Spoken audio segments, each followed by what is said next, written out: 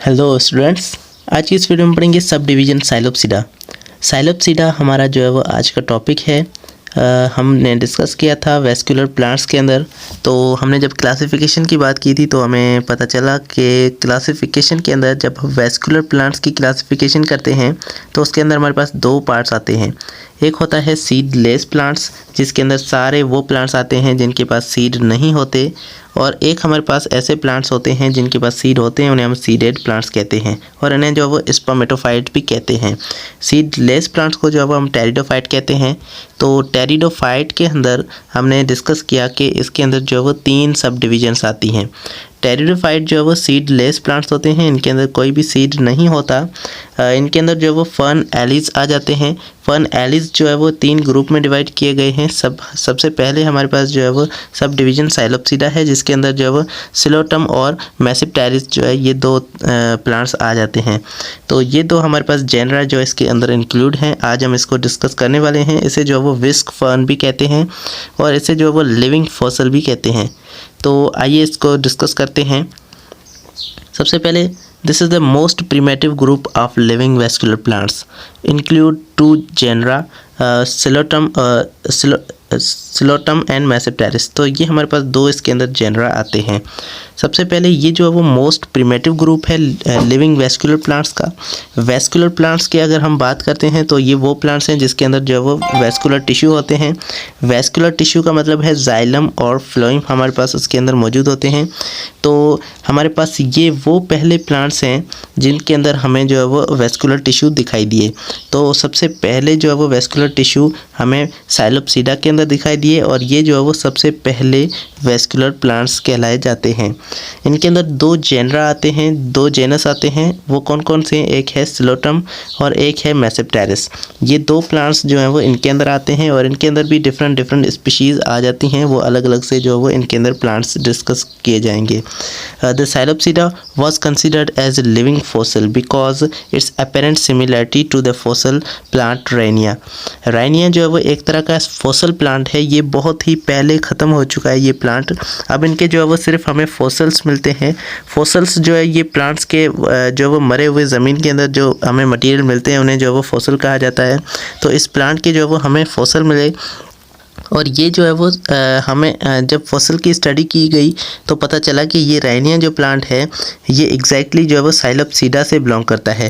मतलब ये साइलोप्सिडा से जो है वो बिलोंग करता है, इनकी तरह ही होता है। इनके अंदर बहुत सारी सिमिलरिटी जो है वो राइनिया की ये हमें साइलोप्सिडा से मिलती जुलती दिखाई दी। तो इसीलिए जो है वो हमने साइलोप्सिडा को जो है वो लिविंग फॉसल कंसीडर किया कि इसके अंदर जो भी प्लांट्स हैं वो फॉसल्स बन चुके हैं, अब वो ख़त्म हो चुके हैं। अब इनके अंदर कोई भी प्लांट जो है वो ज़िंदा नहीं है। लेकिन इनके अंदर जो है वो दो जो हमारे पास जेनरा हैं इनको इंक्लूड किया गया, जिसमें जो है वो सिलोटम और मैसिप्टेरिस आ जाते हैं। तो अब जो है वो हमारे पास साइलोप्सिडा के अंदर वो प्लांट्स जो सिर्फ लिविंग हैं, जो अभी ज़िंदा हैं, वो हैं सिलोटम और मैसिप्टेरिस। ये 2 प्लांट्स जो हैं ये इनके अंदर ज़िंदा हैं। Psilotum is only living vascular plants where leaves and roots are absent. तो साइलोटम जो है ये एक वेस्कुलर प्लांट है जो अभी तक लिविंग है, जो ज़िंदा है, और ये ऐसा वेस्कुलर प्लांट है जिसके अंदर कोई भी रूट्स और जो है वो नहीं होती, एब्सेंट होते हैं, और लीव्स भी इसके अंदर नहीं होते। देखें, हमारे पास जो पहले वाले प्लांट्स थे जो ब्रायोफाइट्स थे उसके पास रूट्स भी नहीं थे, लीव्स भी नहीं थे और स्टेम भी नहीं था। लेकिन यहाँ पर क्या है, रूट नहीं है, लीव्स नहीं है, लेकिन इनके पास जो है वो स्टेम अभी भी मौजूद है। तो ये पहले प्लांट्स हैं जिनके पास जो है वो ट्रू स्टेम मौजूद है, और स्टेम जिसके पास है ये हमारे पास, इसीलिए इनके अंदर जो है वो वेस्कुलर टिश्यू भी होंगे। इस स्टेम के अंदर जो है वो इनके वेस्कुलर टिश्यूज़ भी होंगे। अभी भी इसके अंदर जो है वो हमारे पास लीव्स और रूट्स नहीं है, मतलब ये जो है वो आगे इतने एडवांस प्लांट नहीं हैं, अभी भी ये जो है वो प्रिमेटिव प्लांट्स हैं। उसके बाद हम आगे आते हैं। Psilopsida sporophytes are simply dichotomously branch. तो इनके अंदर जो प्लांट्स हैं स्मॉल प्लांट्स हैं, छोटी साइज़ के होते हैं, और इनका जो स्पोरोफाइट है, देखें सारे वेस्कुलर प्लांट्स के अंदर जो है वो स्पोरोफाइट उनकी डोमिनेंट जनरेशन होती है। तो इसीलिए यहाँ पर सबसे पहले स्पोरोफाइट को डिस्कस किया जा रहा है। तो स्पोरोफाइट इनका जो होता है वो एक छोटा सा प्लांट होता है, और वो डाइकोटोमसली ब्रांच होता है। डाइकोटोमसली ब्रांच का मतलब ये है कि उसके अंदर जो है एक इसकी स्टेम होगी, और वो स्टेम जो है वो फिर से 2 प्लांट्स के अंदर 2 स्टेम के अंदर डिवाइड होगी। उसके बाद उसकी जो दूसरी स्टेम है अभी ये भी जो है वो दो ब्रांचेस के अंदर डिवाइड होगी। आगे वाली स्टेम भी जो है वो ये 2 ब्रांचेस के अंदर, उसके बाद इसकी सारी जो स्टेम्स हैं वो 2 ब्रांचेस के अंदर डिवाइड होती जाएंगी। तो इस तरह ये प्लांट्स जो है वो आगे बढ़ते हैं। इस प्लांट के अंदर देखें, इसकी पिक्चर के अंदर आप देखें तो यहाँ पर जो है वो इस प्लांट के अंदर आपको दिखाई देगा कि ये हमारे पास जो है वो डाइकोटोमसली ब्रांच जो है ये जा रही हैं। पहली जो है इसके अंदर जो स्टेम जा रही है ये आगे जाके दो स्टेम के अंदर डिवाइड हो रही है। उसके बाद दूसरी स्टेम जो है ये भी 2 के अंदर, और आगे जो है वो सारी स्टेम्स जो है वो 2 ब्रांचेस के अंदर डिवाइड हो रही हैं। तो इसीलिए इसको जो है वो डाइकोटोमसली ब्रांच स्ट्रक्चर कहा जाता है। तो ये जो स्ट्रक्चर था ये इनके स्पोरोफाइट का स्ट्रक्चर है और ये स्मॉल प्लांट होता है और इनके अंदर जो है वो डाइकोटोमसली ब्रांच होती है। They lack true leaves but produce a small outgrowth of the stem enations. इनके पास ट्रू लीव्स नहीं होते। लीव्स का मतलब ये है इनके पास जो है वो पत्ते नहीं होते, लेकिन इनके पास जो है वो छोटे छोटे स्मॉल आउट ग्रोथ्स निकलते हैं इनकी स्टेम में से। इनकी स्टेम में से जो है वो छोटे से आउट ग्रोथ ऐसे निकलते हैं जिन्हें जो है वो इनेशंस कहा जाता है। अब ये इनका जो है वो ये ग्रीन कलर का होता है। द स्टेम आर ग्रीन, ये इसका जो स्टेम है वो ग्रीन कलर का होता है। अब ये ग्रीन कलर का है तो मतलब फोटोसिंथेसिस जो है वो इनके स्टेम के अंदर ही होता है, क्योंकि इनके अंदर जो है वो लीव्स नहीं है। अब लीव्स नहीं है तो इनका फोटोसिंथेसिस जो है वो इनकी स्टेम के ज़रिए होता है। अब उसके बाद लिखा हुआ है कि sporangia develop at the tip of the some of the aerial branches. अब इनकी जो एरियल ब्रांचेस हैं, ऐसे जो ऊपर ब्रांचेस जा रही हैं, इनके ऊपर ब्रांचेस के ऊपर जो है वो छोटे से स्पोरेंजिया बनते हैं। स्पोरेंजिया वो स्ट्रक्चर होते हैं जिनके अंदर स्पोर्स बनाए जाते हैं। With in the sporangia meiosis produce haploid spores from the spore mother cells.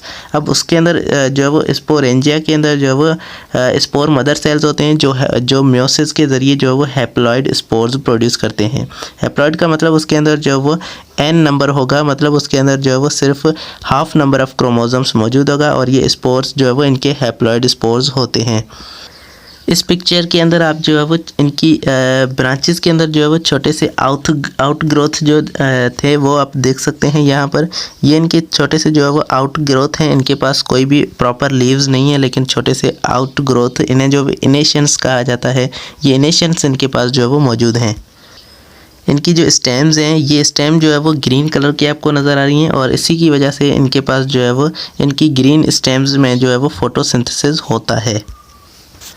Spores are morphologically similar, therefore called homospore। अब देखें हमारे पास एक हमने टर्म पढ़ा था हेटेरोगेमी, HETERO, हेट्रोगेमी। हेट्रोगेमी में क्या था, उनके जो गैमीट्स थे वो डिफरेंट थे। एक बार हमने पढ़ा था कि आइसोगेमी में जो गैमीट्स थे वो एक जैसे थे, सेम थे। तो अब आ रहा है स्पोरी वर्ड और होमोस्पोरी। होमो का मतलब सेम होता है और स्पोर्स, तो हमारे पास इनके अंदर जो स्पोर्स बनते हैं वो सारे स्पोर्स जो है वो दिखने में, उनके जो स्ट्रक्चर में वो सारे स्पोर्स एक जैसे होते हैं, एक दूसरे से सेम होते हैं, एक दूसरे के जैसे होते हैं। इसीलिए इस कंडीशन को जो है वो हम होमोस्पोरी कहते हैं। तो मतलब इनके अंदर जो है वो होमोस्पोरी हो रही है, सारे स्पोर्स जो है वो एक जैसे हैं।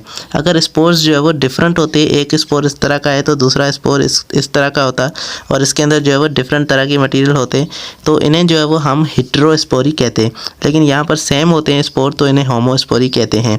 Each spore germinate into gametophyte of psilopsida which is also called prothallus. तो हर जो स्पोर्स गिरते हैं, स्पोरोफाइट से जो स्पोर्स बन रहे हैं वो सारे स्पोर्स जहाँ पर गिरेंगे वहाँ से जो है वो एक स्ट्रक्चर डेवलप होगा जिसे जो है वो गैमेटोफाइट कहते हैं। और ये गैमेटोफाइट इतना ज़्यादा अभी बड़ा नहीं हुआ होगा तो उसे जो है वो प्रोथेलस कहा जाता है। अब ये प्रोथेलस जो है ये आगे चल के गैमेटोफाइट के अंदर कन्वर्ट होता है। इट हैज़ वन और मोर डाइकोटोमस ब्रांच। अब इसके अंदर भी जो है वो एक या एक से ज़्यादा जो है वो डाइकोटोमस ब्रांचेस होती हैं और ये भी जो है वो हमारे पास गैमेटोफाइट के अंदर भी डाइकोटोमस ब्रांचेस मौजूद होती हैं। It bears numerous unicellular rhizoids. इसके अंदर जो है वो अब यहाँ पर गैमेटोफाइट के अंदर जो है वो रिजॉइड्स मौजूद होते हैं, क्योंकि इसके अंदर रूट्स नहीं है तो इनके अंदर जो है वो ऐसे रिजॉइड्स भी जो है मौजूद होते हैं और इन रिजॉइड्स की मदद से ही ये जो है वो मटीरियल को एब्जॉर्ब करते हैं। It is monoecious. ये जो है वो ये प्लांट मोनोशियस होता है। सारे साइलोप्सिडा जो है वो ये साइलोप्सिडा मोनोशियस होते हैं, मतलब इसके एक गेमेटोफाइट के अंदर जो है वो दोनों सेक्सेस मौजूद होंगे, एंथ्रीडियम और आर्चिगोनियम दोनों एक साथ ही मौजूद होंगे, तो इसे जो है वो मोनोशियस कहा जाता है या इसे बाइसेक्सुअल भी कहा जाता है। The male sex organ Antheridium and female sex organ Archegonium are produced near the growing apex। तो इनका जो growing apex जो इनका टिप होता है वहाँ पर जो है वो इनके सेक्स ऑर्गन्स एंथ्रीडियम और आर्चिगोनियम दोनों वहाँ पर प्रोड्यूस होते हैं और वहाँ पर जो है वो ये गैमीट्स प्रोड्यूस करते हैं, जिससे जो है वो फिर से वो गैमीट्स फ्यूज़ होकर स्पोरोफाइट बनाते हैं। तो ये हमारे पास जो है वो आज का टॉपिक था। इस प्लांट की जो है वो साइलोप्सिडा की रिप्रोडक्शन के लिए बारे में यहाँ पर इतना ज़्यादा नहीं लिखा हुआ है। तो यहाँ पर क्या है, ये सिर्फ हमें जो है वो एक लाइफ साइकिल दे देते हैं, जिससे जो है वो हमें समझना होता है। तो इससे जो है वो हम समझेंगे। सबसे पहले हमारे पास ये जो है स्ट्रक्चर, ये स्पोरोफाइट है और ये स्पोरोफाइट जो है वो ये साइलोट्रम हमारे पास एक प्लांट है, उसका ये स्पोरोफाइट है। अब ये स्पोरोफाइट साइज़ में बड़ा है, ये डोमिनेंट है। स्पोरोफाइट से जो है वो स्पोर्स बनेंगे और यहाँ पर जो है वो इसके ऊपर यहाँ पर टिप में जो है वो एक स्पोरेंजिया होंगे और स्पोरेंजिया से जो वो स्पोर्स बनेंगे और यहाँ पर जो है स्पोर्स वो जाकर नीचे गिरेंगे। अब यहाँ पर मियोसिस के ज़रिए स्पोर्स जो है वो ये हैप्लॉइड स्पोर्स बनेंगे। एन लिखा हुआ है तो इसका मतलब ये स्पोर्स हैप्लॉइड होंगे। स्पोर्स जो है वो ये आगे चल के जो है वो गैमेटोफाइट बनाते हैं।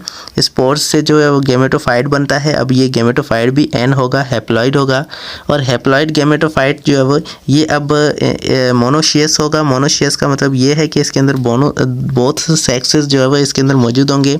तो ये जो है वो गैमेटोफाइट मेल गैमीट और फीमेल गैमीट दोनों जो है वो प्रोड्यूस करेगा। एंथ्रीडियम भी इसके पास है और आर्चिगोनियम भी है, तो ये दोनों तरह के जो है वो स्पर्म और एग दोनों प्रोड्यूस करेगा।